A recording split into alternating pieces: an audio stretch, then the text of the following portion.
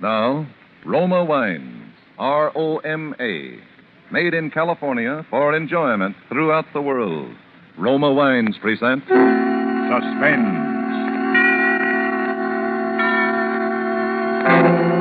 Tonight, Roma Wines bring you the David O. Selznick star, Mr. Joseph Cotton, in Crime Without Passion by Ben Hecht, a suspense play produced, edited, and directed for Roma Wines by William Spear. Suspense, radio's outstanding theater of thrills, is presented for your enjoyment by Roma Wines. That's R-O-M-A, Roma Wines. Those excellent California wines that can add so much pleasantness to the way you live, to your happiness in entertaining guests, to your enjoyment of everyday meals. Yes, right now a glassful would be very pleasant, as Roma Wines bring you Joseph Cotton in a remarkable tale of Suspense. She had phoned me to come over to her apartment. She wanted a showdown. Well, I wanted a showdown, too, and so I went over to her apartment. And after all the time I've given you. Well, everybody thinks we're engaged to be married. Now you're trying to give me the go-by just like that. The girls in this show, what a laugh they'll hand me. Who do you think you are, anyway? Now, calm and watch your temper. To think I've been such a fool. Earl Wilson and Winchell and just everybody, won't they give me the razz in their column? Mm-hmm. And the rest of the bunch around the El Bravo. Well, when they get through with me, I'll probably lose my lead in the bird of paradise. The nerve! Treating me as if I was a nobody. Where do you get like that, taking up a girl's time? She was a dancer at the El Bravo Club. She was number one on the line in the Bird of Paradise number in the floor show. That was where I first noticed her. I looked at her now with complete detachment. I wondered what I had ever seen in this red-headed, illiterate creature with her childish face and muscular legs. How could I have ever considered her charming or desirable? Probably for you. More likely it's Eddie White calling you, that dean of collegiate heroes. Oh, yeah? For me, by any mischance, just say I'm not here. Hello? Hello? No, he's not here. I don't know where he is. He's not here. Your office. Always making me lie for you. And as for that crack about Eddie White, you don't fool me, not for a minute. Mm-hmm. Don't just stand there and say, in that smug way. You know very well I haven't been seeing Eddie White. You're just using that for an excuse, aren't you? Well, Well, are you or aren't you? You know all the answers. Sure, I know the answer to that. You're just saying that because you're trying to get rid of me, trying to put me on the escalator, that's what. Well, have it your own way. Have it your own way? Why, you... Now, cut that out. You think because you're a lawyer you can get away with this? I'll show you! Hey, look out. Your photograph in its swell, expensive frame. I'll show you what I think of that, too. You're not going to make a sucker out of me, you stupid... No, not my derby. Your derby? Why, I'll smash your face. Now, stay away from me, Nat. Don't come near me. No, that hurt. That ain't the half of it out. Why, you little vixen, how I hate you. I loathe you. I hate all of your kind. Don't you strike me. Don't you dare. Lou, put down the candlestick, Lou. Put it down, Lou. Don't do it.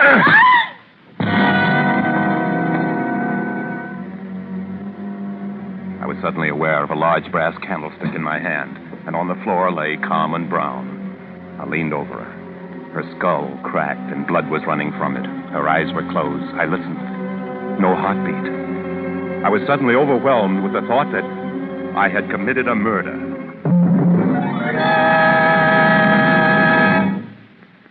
I don't think there's a lawyer in New York with more thorough experience in the handling of criminal cases. No. I knew all the angles. I knew the pitfalls of the defense in such a case as this. I knew the psychology of the prosecution. I had unexpectedly and inadvertently been cast in the role of a criminal. Through my mind rushed all the prejudices and difficulties of such a case. And in less than a minute, I had put myself on trial on a plea of self-defense, reviewed the evidence, and found myself guilty.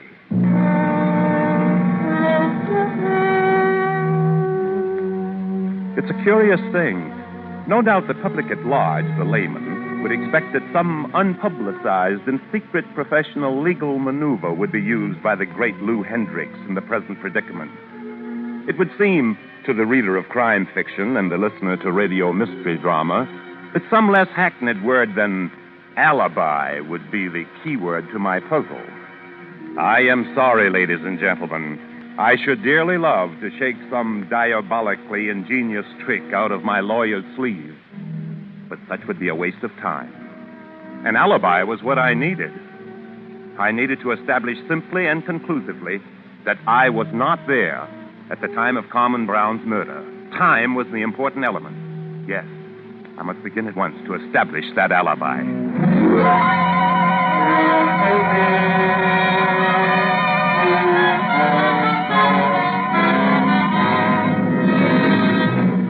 For Suspense, Roma Wines are bringing you Joseph Cotton in Crime Without Passion by Ben Hecht. Roma Wines' presentation tonight in radio's outstanding theater of thrills, Suspense.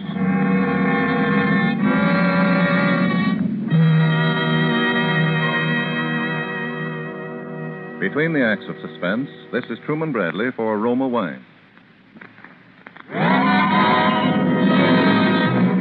For Suspense, Roma Wines are bringing you Joseph Cotton in Crime Without Passion by Ben Hecht.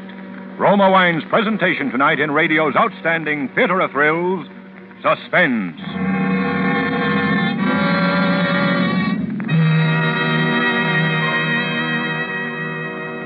Between the acts of Suspense, this is Truman Bradley for Roma Wines. Do you know the principal difference between American and European hospitality? Well, here's how famed Elsa Maxwell, authority on entertaining, sees it.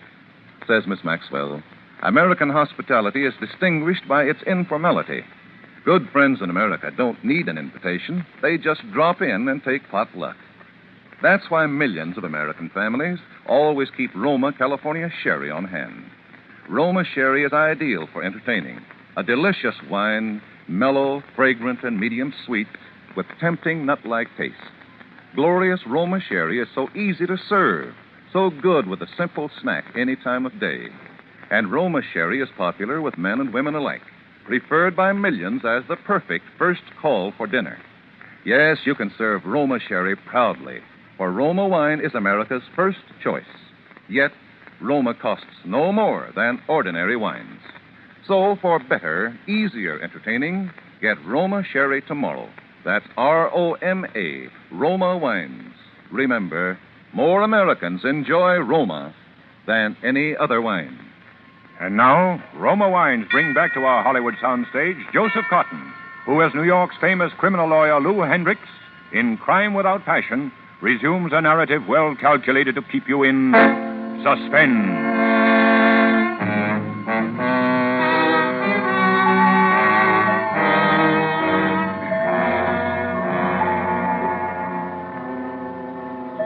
I leaned over and glanced at the watch on Carmen's wrist. The dialed glass was broken. The watch had stopped. The hands pointed to 2 minutes of 4. The clock on the desk had just struck 4. The telephone. I let it ring. Had to. Of course, the phone made it impossible to establish an alibi by setting the time forward. Other phone calls might come in before 5 o'clock. Someone, perhaps a maid, might even come to the apartment in person.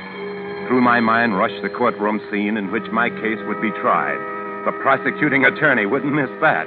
At 3:50, Carmen Brown was alive, as witness the fact that she answered a phone call which came through the switchboard to her apartment at that time. At 2 minutes after 4, just 12 minutes later, a phone call came through that same switchboard which she failed to answer. Why, gentlemen of the jury? No. What I needed was an alibi for the hour preceding 4 o'clock, the time at which her watch had stopped. I must provide not only an alibi for myself, but also fortify it with evidence, tending to prove that someone other than myself had done the deed. But how? Fingerprints? They told a graphic story. A story that would reveal that Carmen had been in a rage demanding something of the killer. This would point directly to me, since I was known to have been her admirer and steady caller at her apartment. But if I could make it appear as though the assailant was demanding something of her, he was in a jealous rage, had smashed the articles, including the framed photograph of Lou Hendricks, and had concluded with the killing of Carmen. I wiped the fingerprints carefully from the articles in question with my silk handkerchief. And again, I imagined myself on trial in the courtroom, this time with my defense counsel addressing the jury. Ladies and gentlemen of the jury, Carmen Brown had undoubtedly been attacked by some other shooter who was obviously jealous of the defendant, Lou Hendricks. As witness, the destroyed photograph of the latter. You will also note her assailant was crafty enough to remove all fingerprints. So far, it was good. I had set the scene. I was ready to leave the apartment. But wait, I just remembered. A gun was in Carmen's desk only a few feet from where she now lay. They would wonder why she hadn't defended herself with it. The prosecuting attorney wouldn't miss that. Oh, no. He'd point an accusing finger at me. And yet, Carmen Brown did not reach for this weapon with which she could have defended herself. Why? Was it because the assailant was someone familiar with her? Someone against whom she had no thought of harming herself? Or perhaps because the assailant was familiar with the premises and knew where the gun was and prevented her from reaching it? I took the gun and slipped it into my coat pocket. I would dispose of it later. I took every precaution to make sure that no one saw me as I left the building. My trained legal mind warned me against a surprise witness, which in so many court cases was dramatically brought forth by the prosecutor to confound the guilty.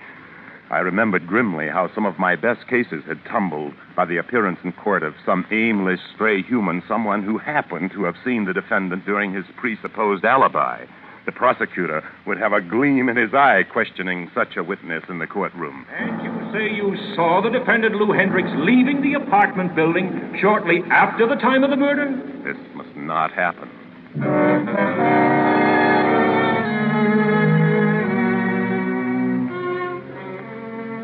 I had my plan pretty well in mind by now. I took a back shortcut to Broadway, the Palace Theater. It was an off hour. There was not a long line waiting. I bought my ticket and went quickly in. Without waiting. Seats in the third aisle to your right, please. The moment I was seated, I got up again. I returned to the lobby, up the other side of the aisle, and went directly to the lost and found desk. Is there something I can do for you, sir? I wish to report the loss of a pair of gloves. Oh, do you have any idea where they were lost? Oh, somewhere in the theater. I had them when I came in. I'm not usually so careless, but the picture was so engrossing, I was completely carried away with it. And, well, apparently I failed to carry away my gloves. Gloves, I imagine they'll be turned in, sir? Oh, I'm sure they'll be found. If you'll just make a record of it. Lou Hendricks is the name, with an X. Hendricks, huh? Hendrix, huh? That's an unusual spelling. Family name. Well, all right, sir, Mr. Hendricks. If you'll just fill out this blank with your name and address and the time. Oh, yes. Yes, to be sure, the time. Let's see. What is the time? It's exactly 20 minutes after 4. I'll record that on the blank for you. After 4? Well, could it be that late? Heavens, I had no idea of the time. Quite a long picture. Yes, the picture was a little longer than most. I hope you enjoyed it, sir. Oh, yes, indeed. I enjoyed it very much. It was well worth sitting through. Well, thank you very much. I had established an alibi for having spent the time between 2:30 and 4:20 in the movie theater. This was a period of 2 hours, and this was now recorded in black and white at the Lost and Found desk. I'd taken care that this should be a movie that I had already seen, so I'd be able to recite the plot if questioned. The main body of my alibi had been achieved. I now went directly from the movie to my next port of call, Sardi's Restaurant, where I'm well known. How are you, Mr. Hendricks? Your usual salesman? Yes, Henry. It's in the headline? No, I just came from a movie. Oh, by the way, what is the exact time? I've got to make a telephone call. It's just 4:30, Mr. Hendricks. 4:30. I think I'll make my telephone call while you make me a chicken sandwich. Okay, the booth is just there, you know.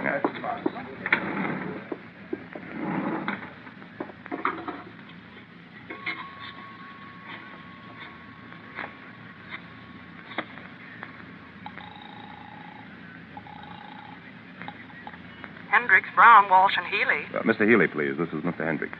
Oh, certainly, Mr. Hendricks. One moment. Hello? Hello, Tom. This is Hendricks. I've been trying to locate you all afternoon. Oh, what for? Oh, several things came up that needed your attention. Not so hard to locate. Where'd you try? I tried everywhere I could think of, even Carmen Brown's apartment. Yeah?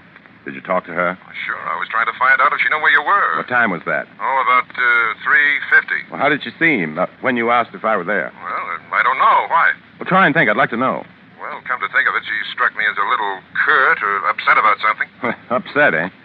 Listen, I don't want you to call me at that number anymore, understand? Oh, well, sure, if you say so. I'm all washed up at that telephone number. Understand what I mean? In the future, that number is out. Any other calls? No. Okay.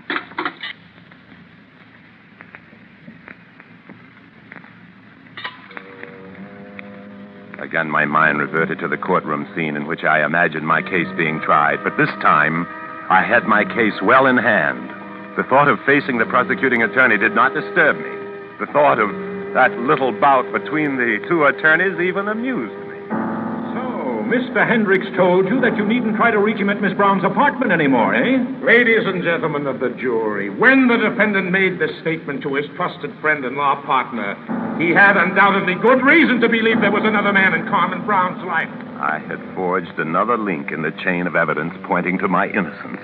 Everything was working out in favor of a perfect alibi for my defense. Everything was going fine.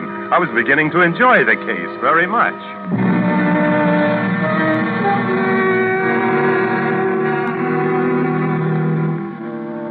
Now that the tension was relieved, I began to look upon my case as a sort of a game. I began to get a kick out of it, and I conceived the idea of building up another witness. Eddie White was the only one of Carmen's previous amours whom I knew, and I considered for a moment involving him in the case. He was Carmen's previous suitor just before I entered the picture. He was known to be a hot-headed young gentleman given to nocturnal fisticuffs in public places, but I finally dismissed this idea. This witness, I decided, would be Miss Moore, who was also a dancer at the El Bravo Club. She was Carmen's closest friend and confidant. I telephoned this morning and requested her to join me at the restaurant. She came right over.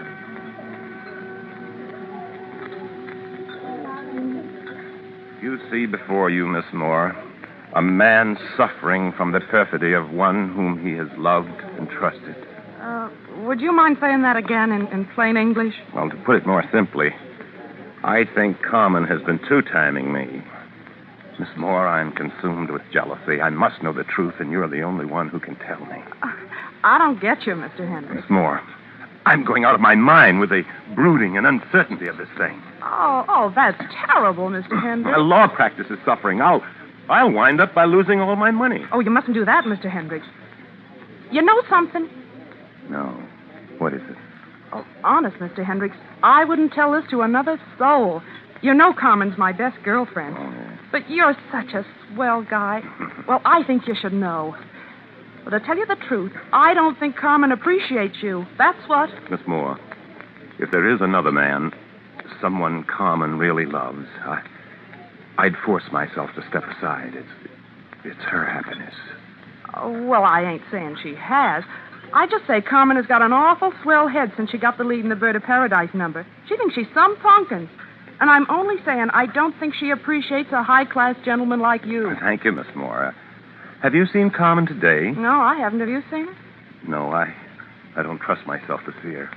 Goodness knows what I would do feeling this way. Oh, Mr. Hendricks, you're all worked up. And I don't blame you. Say, I have to leave you. I hate to leave, but I gotta go. It's getting late, and the dinner show goes on before long, you know. Tell Carmen I'll be over to the El Bravo tonight and give her a last chance to prove herself. Oh, I'll sure give her your message, Mr. Hendricks. I sure will. I knew Carmen had not been receiving attentions from another man, but if I could get Miss Moore to testify in court, I could use her to convince the jury that I was jealous of Carmen, but that I loved her and wanted her alive, not dead. This would make my case airtight. I then made another telephone call. This was to Carmen's apartment. Hello? Hello, is Miss Carmen Brown in? I'll ring her apartment.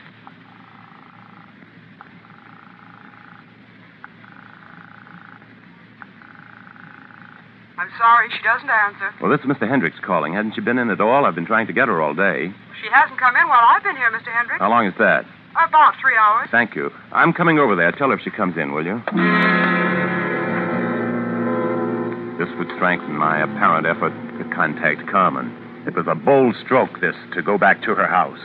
I approached the switchboard operator. Good afternoon, Mr. Hendricks. Oh, has Miss Brown come in since I called on the phone? I haven't seen her. I'll ring her apartment again.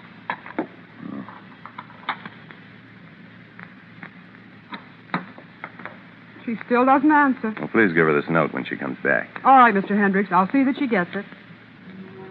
I handed her the note. It read, "Darling, don't torture me anymore.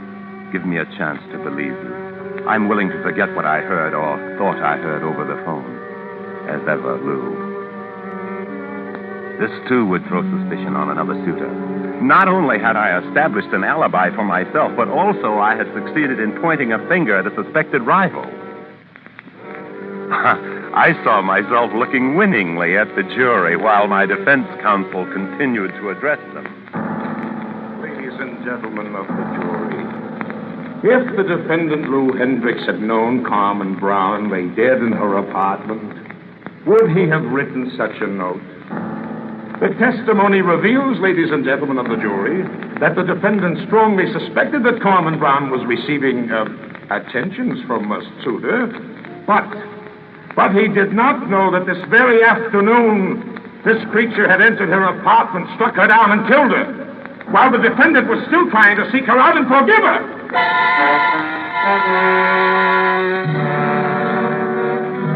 My alibi was now complete. I had every angle worked out. I summed up my case. It was perfect. From my superior legal knowledge, my vast experience, I had built a perfect case for myself. I was very pleased. My case was ready. I had an excellent dinner. Really excellent. I then put in another phone call to Carmen's apartment. I was ready to hear the news of the finding of the body. At the news of the crime, I would rush right over and act my part of the thoroughly grief-stricken suitor. This would be the finishing touch, a final flourish, as it were. Miss Brown does not answer. Crime had evidently still not been discovered. I decided the best course would be to go to the El Bravo Club. I was well known there. I'd order coffee and dessert and wait there until Carmen's absence was noticed and her murder discovered.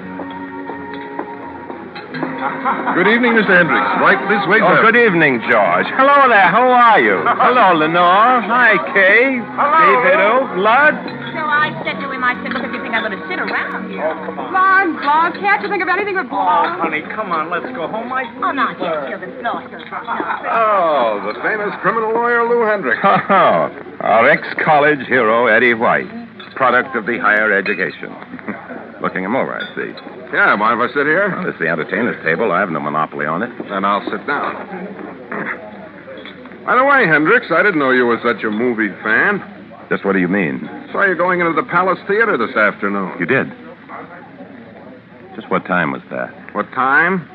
Ooh, a little after 4, I should say. You're crazy. You think you saw me going to the Palace after 4? Why, I came out at 4:20 after seeing the whole show. I don't care what you say. I saw you going in at 4:15, to be exact. I was going to say hello, but you weren't looking my way. How'd you like the picture? Ought to be in your line, all about one of those crooked legal sharks. And you say you saw the defendant Lou Hendricks going into the theater at 4:15? Yes, sir, I did. The surprise witness that I had been so carefully guarding against. Here he was, sitting opposite me in the person of all people, Eddie White. In a flash, I could see all the evidence I had planted turning against me. The prosecution would take it apart piece by piece. The all too obvious false mechanism of my alibi. There was no alibi. I had no case. Eddie White's simple statement of the time, 4:15, revealed all of my subsequent actions as those of a thoroughly guilty man. Look, White, it must have been somebody else you saw. Listen, don't tell me. I saw you looking around, buying your ticket and ducking in. I know it was 4:15 because I had a date outside. And don't get excited, it wasn't with Carmen. That's a lie. What's that? I said you're lying. You didn't see me. Oh, that's what you said, is it? Listen, I never liked you, and I don't take that kind of talk off a guy I got no use for. Get that? You're a liar. You're not only a liar, but a numbskull, a perennial drop kicker. Once a drop kicker, always a drop kicker. Oh, you little shyster. Take your hands off my collar. Let me go. Take your hands off me. Calling me a liar, huh? You little shyster. You no good little...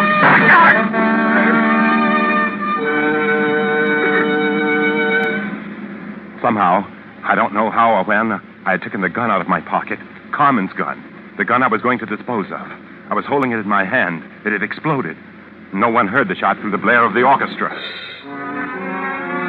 A new number of the floor show was starting. Everyone's attention was focused on the dance floor. The chorus girls were coming out for the Bird of Paradise number, and everything was a little blurred, a little hazy. I looked at the girls as they came forward. Leading the chorus, I saw Carmen Brown. She was dancing. This could not be. I grew sick. I shut my eyes, and I opened them again. It was no hallucination. It was Carmen. Under her ear, at the back of her head, I saw strips of court plaster. Now I knew then what had happened. I'd left her apartment without taking a second look at her. Evidently, the blow had merely knocked her out. She must have regained consciousness and called for a doctor. It was as simple as that. She was alive now and dancing.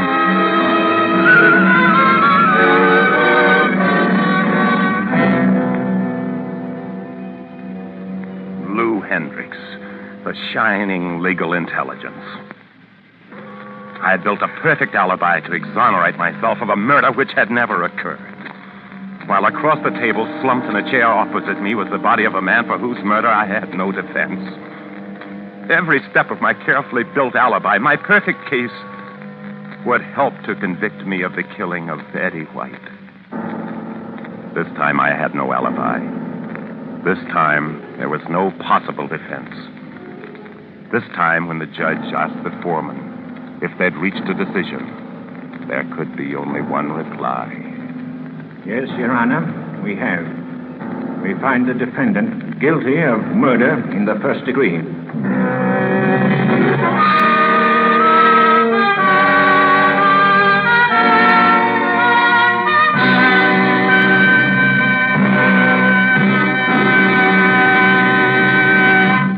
Suspense.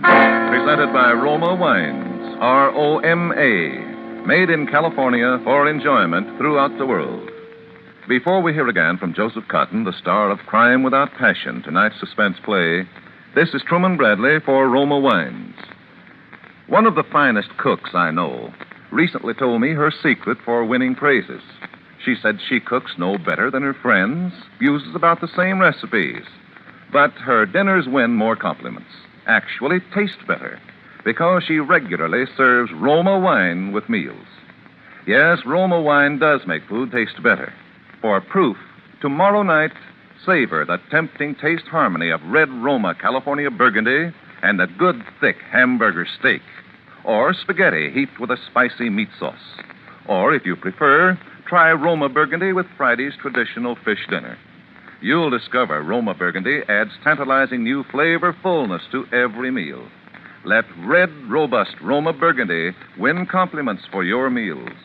Get delicious Roma Burgundy tomorrow. Remember, Roma wine is America's first choice. Yet, Roma costs no more than ordinary wines. So insist on Roma, R-O-M-A, Roma wines, made in California for enjoyment throughout the world. This is Joseph Cotton. I've always been particularly fond of Crime Without Passion, and it's been a great pleasure indeed to appear in it tonight for you on Suspense. Next Thursday, I know you'll want to hear a very young actor whom we've all admired for a very great number of years. It's Jackie Cooper grown up and just out of Uncle Sam's Navy. He'll appear on Suspense in a role quite different from anything you've ever associated with him. Joseph Cotton will soon be seen in the David O. Selznick Technicolor production, Duel in the Sun. Next Thursday, same time, Roma Wines will bring you Jackie Cooper as star of Suspense, radio's outstanding theater of thrills. Produced by William Spear for the Roma Wine Company of Fresno, California.